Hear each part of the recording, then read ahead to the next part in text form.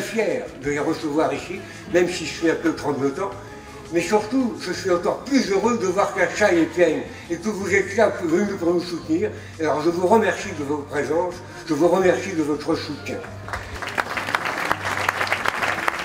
Dans mes réflexions de l'époque, que j'ai 75 ans, je suis le plus vieux de tous, mais Jean-Michel Couve et Jean-Louis Boudreau sont la même catégorie que moi. Alors, deux remarques. Tout d'abord, je tiens à remercier monsieur le maire Valmer, les élus qui sont là, les élus qui sont excusés, mais tu as oublié de présenter le maire de Sainte-Maxime qui est présent ce soir. Merci Vincent d'être venu.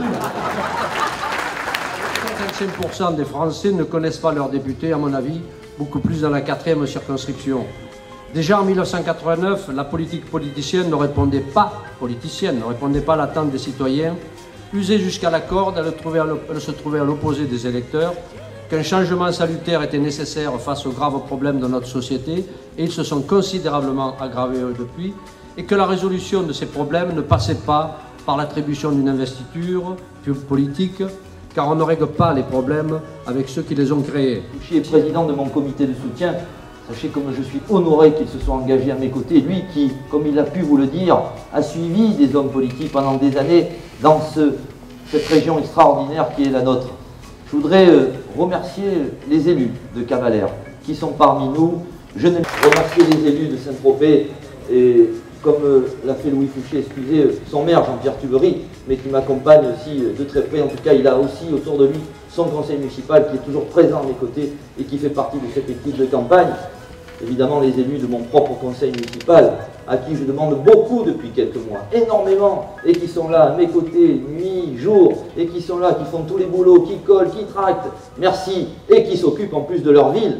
J'ai décidé de monter cette liste avec mes adjoints, mes conseillers municipaux, et nous l'avons remportée au premier tour, créant ainsi la surprise. Parce qu'il y a peut-être un principe qu'on ne doit jamais oublier, c'est que derrière chaque logo, derrière chaque investiture de parti politique, puisque je n'avais pas reçu cette fois-ci non plus l'investiture de mon parti politique, il y a des électeurs. Et que ce sont eux qui décident. Quand eux ont envie de changer, ils changent. Ils n'attendent pas qu'on leur lance, évidemment, la ligne de conduite. Je le disais, effectivement, on a besoin de changement à droite. On a besoin de changement parce qu'on a besoin d'un député aujourd'hui qui est à notre écoute, qui est présent avec nous, qui connaît les dossiers sur lesquels on a besoin de son poids politique. Et là, on a besoin de son député. Le contournement, le désenclavement du Golfe, les moyens de faciliter les transports. Il faut des élus engagés, comme le sont certains maires au quotidien. Mais le député, c'est pareil. Nous avons perdu beaucoup de temps. Je ne veux plus, comme vous, avoir des élus qui, pour s'assurer leur confortable matelas de voix, soutiennent les dossiers d'une main et les retiennent de l'autre. Moi, je dirais que je serais plus objectif sur l'action du député et son bilan. Moi, je suis certain que le député sortant, il a fait quelque chose. Et vous savez ce que c'est? Il a fait son temps. On ne dit pas.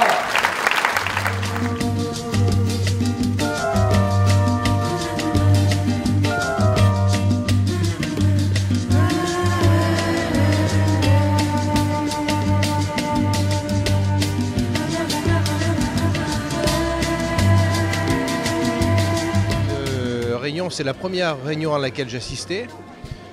J'ai trouvé Vincent Maurice égal à ceux qu'on connaît de lui.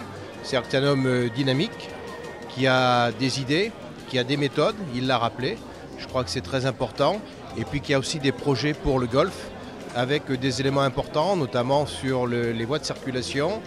Et il a surtout la façon de traiter l'ensemble des sujets globalement, de façon à résoudre des problèmes complexes. Et je crois qu'effectivement, il faut lui faire confiance.